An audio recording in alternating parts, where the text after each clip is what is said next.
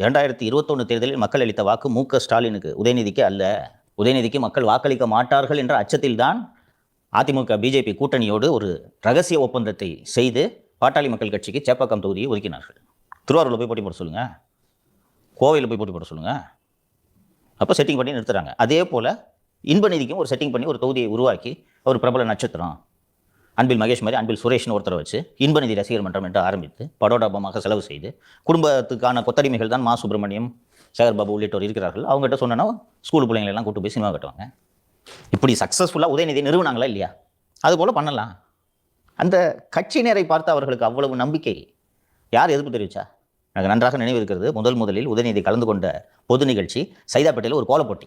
உதயநிதியை லான்ச் பண்ணுறதுக்கு அந்நியார் மிக தீவிரமாக முனைப்பு காட்டி கொண்டிருக்கிறார். அப்போது மாசு தான் சைதாப்பேட்டையில் ஒரு கோலப்போட்டிக்கு பரிசீலிக்கும் நிகழ்ச்சிக்கு உதயநிதியை அழைத்து செல்கிறார். லான்ச் பண்ணுறதுக்கு இவ்வளவு கொத்தடிமைகள் இருக்கிறது, லட்சக்கணக்கான கோடி பணம் இருக்கிறது, இவர்களை யார் என்ன செய்ய முடியும் என்ற துணிச்சல் தான். அதே பேட்டர்னை பண்ணுறாங்க. உதயநிதி எப்படி அமைச்சர் துணை முதலமைச்சர் ஆனாரோ அதே போல் இடைத்தேர்தல் ஏதாவது வந்தால் இன்பநிதியை வேட்பாளராக நிறுத்தி இளைஞரணி அவருடைய முதலில் ஒப்படைத்து அப்புறம் அவர் எம்எல்ஏவாக்கி, இதெல்லாம் எந்த நம்பிக்கையின் அடிப்படையில் இவர்கள் செய்கிறார்கள் என்றால் 26 நிச்சயமாக திமுக ஆட்சி என்று அந்த குடும்பம் நம்புகிறது.